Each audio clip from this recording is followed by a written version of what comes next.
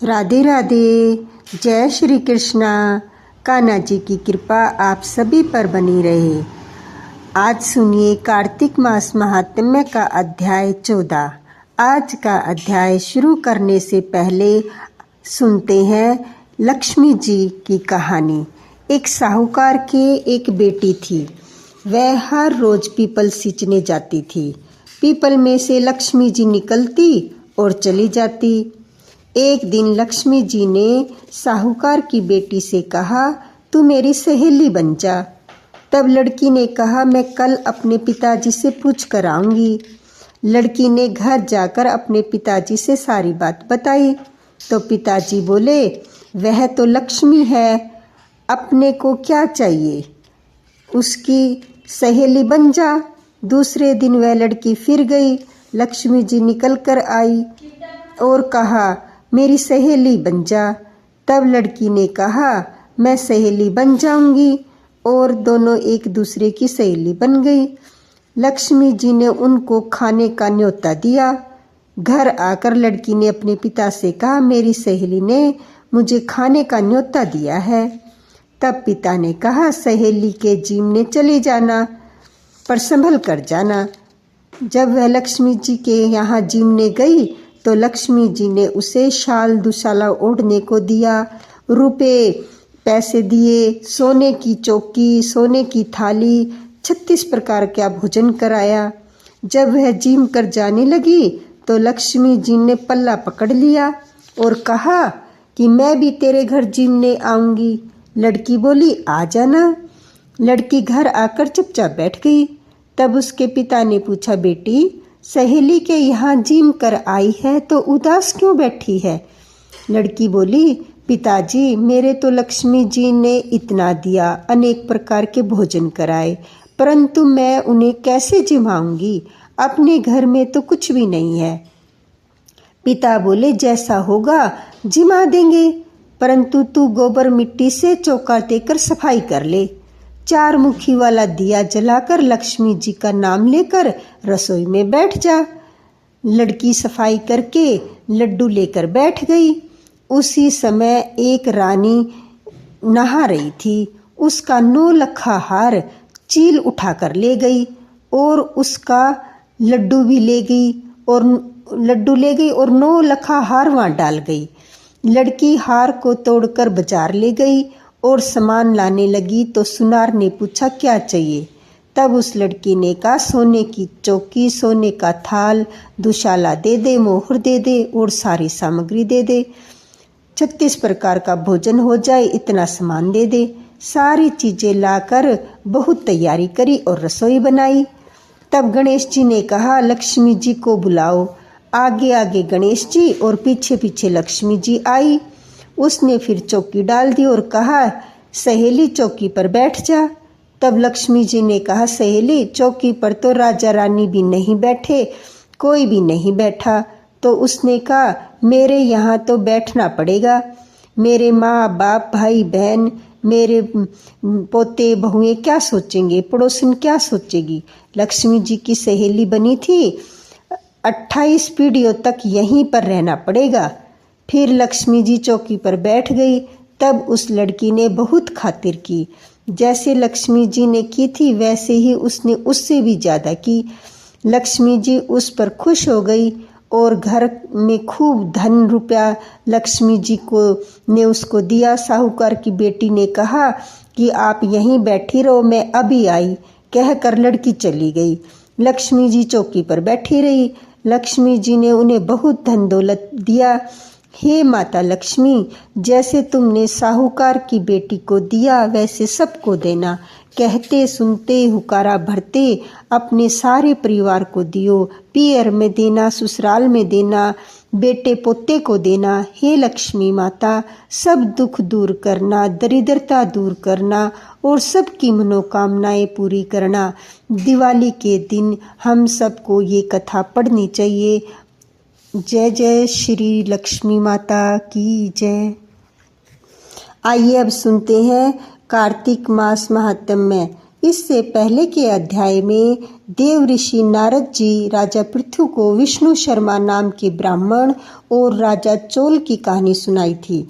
इतनी कथा सुनने के बाद देव ऋषि नारद ने कहा कि हे राजा पृथु, अब मैं आपको भगवान के मंदिर में दीपदान करने और झाड़ू लगाने का महात्म्य सुनाता हूँ, जो ब्रह्मा जी ने मुझे बताया था। पहले चंद्रवंश में जयध्वज नाम का एक प्रभु भक्त राजा था। राजा स्वयं मंदिर में जाकर झाड़ू लगाता, दीप जलाता था। एक समय वितिहोत्र नाम वाला राजपुरोहित स्वयं राजा को यह काम करते हुए देखकर विस्मय से पूछने लगा कि हे राजन, भगवान को प्रसन्न करने के और भी अनेक भक्ति के कार्य हैं, परंतु आपकी श्रद्धा मंदिर में मार्जन तथा दीप जलाने में इतनी अधिक क्यों है? कृपा करके इसका कारण कहिए। तब राजा हाथ जोड़कर बड़े नम्र भाव से कहने लगा कि महाराज, इस संबंध में मेरे पूर्व जन्म का एक अत्यंत विस्मयकारी इतिहास है, जो भगवत कृपा से मुझे इस जन्म में भी याद है।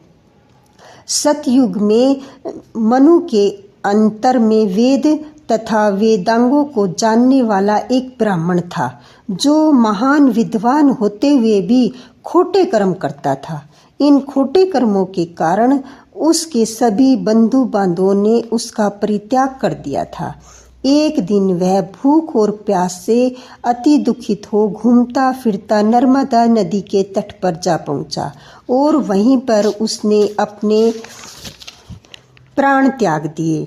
उसकी स्त्री भी व्यभिचारिणी थी, अतः उसके बंधुओं ने भी उसको घर से निकाल दिया। उसके गर्भ से दंडकेतु नाम वाला महापापी मैं उत्पन्न हुआ, परंतु स्त्री तथा पैसे के अभाव के कारण मैंने गो, पशु तथा अनेक मनुष्यों की हत्याएं की। एक रात्रि को दूसरी स्त्री के भोग की इच्छा से एक सूने मंदिर में गया। वहां जाकर कपड़े से स्थान साफ किया, फिर दीपक जलाया। इतने में इस शून्य मंदिर में दीपक जलता हुआ देखकर गांव के राक्षस वहां आ गए और मुझे चोर अथवा डाकू समझकर लाठियों से मार डाला। देह से प्राण निकलते ही भगवान के दूत वहां आ गए और मुझको सुंदर विमान में बैठाकर बैकुंठ को ले गए। कार्तिक के महीने में भगवान के मंदिर में दीप जलाने तथा झाड़ू देने से मुझे इतना फल मिला कि कई कल्पों तक स्वर्ग का सुख भोग कर फिर मैंने चंद्रवंश में जन्म लिया है। यदि श्रद्धा और भक्ति पूर्वक कार्तिक के महीने में यह सब कार्य किए जाएं तो उसके पुण्य का क्या कहना, अनंत फल प्राप्त होगा। नारद जी कहते हैं कि हे राजा पृथु, आप दूसरे के दीपक जलाने का महात्म्य सुनो। मनु के वंश में रेवत नामक राजा का भद्र बुद्धि वाला पुत्र था। फिर उसके यहाँ महापराक्रमी सुदर्शन नाम का पुत्र उत्पन्न हुआ। भद्र बुद्धि की राजधानी नर्मदा के तट के समीप महेंद्र पर्वत पर थी। एक समय सुदर्शन वन में शिकार खेलने के लिए गया। उसने साथियों के साथ घूमते घूमते उसने नदी के उस पार एक सुंदर कन्या को देखा। तब उसने साथियों को वहीं पर छोड़ घोड़े पर सवार हो सुदर्शन तत्काल नदी के उस पार जा पहुंचा। वहां उस रूपवती कन्या को देखकर वह उस पर मोहित हो गया। कन्या भी शोभायुक्त उस बलशाली वीर पुरुष को देखकर लज्जा को प्राप्त हुई। फिर सुदर्शन के पूछने पर उस कन्या ने बताया कि वह गौड़ राजा की पुत्री है और उसका नाम मंदनालसा है। उसकी सखियों के साथ क्रीड़ा करने के लिए यहाँ आई है। तत्पश्चात उन दोनों ने गंधर्व रीति से वहीं पर अपना विवाह कर लिया और कुछ समय तक नर्मदा नदी के तट पर विहार करके पुण्य अपने घर पर आकर आनंद पूर्वक रहने लगे। कुछ समय बाद राजा भद्र बुद्धि अपने पुत्र सुदर्शन को राज्य सौंपकर वन में चला गया। तत्पश्चात सुदर्शन बड़ी राजनीति से राजकाज चलाने लगा। रानी मंदनालसा सदा अपने पति को विष्णु भगवान की पूजा का उपदेश करती रहती थी। इस प्रकार दोनों ही भगवान के बड़े भक्त थे। उन्होंने भगवान का स्वर्ण मंदिर बनवाया। दोनों ही उसमें भगवान का पूजन और दीपदान किया करते थे।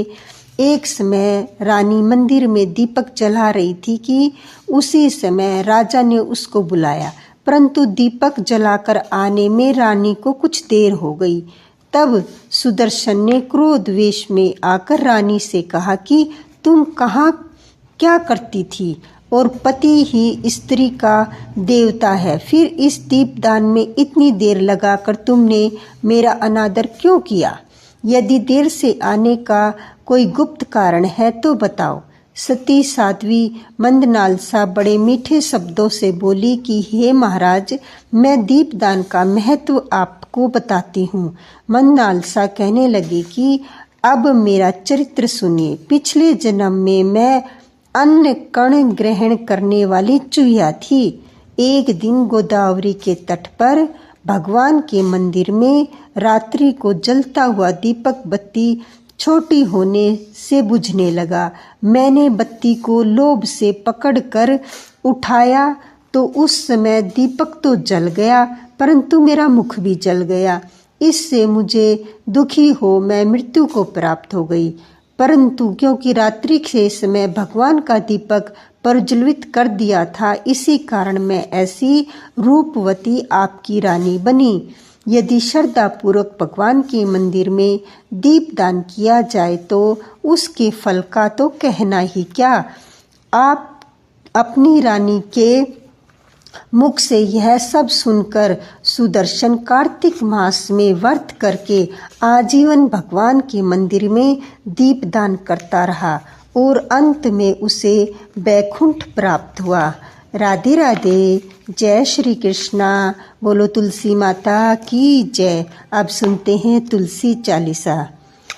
श्री तुलसी महारानी करो विनय सिरनाय, जो मम हो संकट विकट दीजे मात नशाय। नमो नमो तुलसी महारानी, महिमा अमित न जाए बखानी। दियो विष्णु तुमको सम्माना, जग में छायो सुयश महाना। विष्णु प्रिया जय जयति भवानी, तिहु लोक की हो सुख खानी। भगवत पूजा करे जो कोई, बिना तुम्हारे सफल न होई। जिन घर तव मई होए निवासा, उन पर करही विष्णु नहीं वासा। करे सदा जो तव नित सुमिरन, तेह के काज होए सब पूरन। कार्तिक मास महात्म तुम्हारा, ताको जानत सब संसारा। तव पूजन जो करे कुवारी, पावे सुंदर वर सुकुमारी। करे जो पूजा नित प्रति नारी, सुख संपत्ति से होए सुखारी। वृद्धा नारी करे जो पूजन, मिले भक्ति हुई पुलकित मन। श्रद्धा से पूजे जो कोई, भवनिधि से तर जाए सोई। कथा भागवत यज्ञ करावे, तुम बिन नहीं सफलता पावे। छायो तब प्रताप जग भारी, धावत तुम ही सकल चितकारी। तुम ही मात यंत्रन तंत्रन में, सकल काज सिद्ध होवे क्षण में। औषधि रूप आप हो माता, सब जग में तव यश विख्याता। देव ऋषि मुनि ओ तपधारी, करत सदा तव जय जयकारी। वेद पुराणन तव यश गाया, महिमा अगम पार नहीं पाया। नमो नमो जय जय सुख करनी, नमो नमो जय दुख निवारणी। नमो नमो सुख संपत्ति देनी, नमो नमो अधकट छेनी। नमो नमो भगतन दुख हरनी, नमो नमो दुष्टन मद छरनी। नमो नमो भव पार उतारनी, नमो नमो परलोक सुधारनी। नमो नमो निज भक्त उबारनी, नमो नमो जन काज सवारनी, नमो नमो जय कुमति निवासनी, नमो नमो जय सुमति बढ़ावनी, नमो नमो जन अपनावनी, नमो नमो सब सुख उपजावनी। जयति जयति जय तुलसी माई, ध्याऊं तुमको शीश नवाई, निज जन जानी मोहि अपनाओ, बिगड़े कारज आप बनाओ। करूँ विनय मैं मात तुम्हारी, पूरन आशा करूँ हमारी, शरण चरण कर जोरी मनाऊं, निश दिन तेहि के गुण गाऊं। करूँ मात अब मोह पर दया, निर्मल होए सकल मम काया, मांगू मात यह वर दीजे, सकल मनोरथ पूर्ण कीजे। जानू नहीं कुछ नेम उचारा, क्षमू मात अपराध हमारा। 12 मास करे जो पूजा, तासम जग में और न दूजा। प्रथम ही गंगा जल मंगवावे, फिर सुंदर स्नान करावे। अक्षत चंदन पुष्प चढ़ावे, धूप दीप नैवेद्य लगावे। करे आचमन गंगा जल से, ध्यान करे निर्मल हृदय से। पाठ करे फिर चालीसा की, स्तुति करे मात तुलसी की। यही विधि पूजा करे हमेशा, ताके मन नहीं रहे कलेशा। करे कार्तिक मास का साधन, सोवे नित पवित्र मही आसन। जो करे कामना सो मन माही, सो सब निश्चय सिद्ध हुई जाई। है यह कथा महा सुखदाई, पढ़े सुने सो भव तर जाई। यह श्री तुलसी चालीसा, पाठ करे जो कोय, गोविंद सो फल पावी, जो मन इच्छा होय। तुलसी माता की जय, कृष्ण भगवान की जय।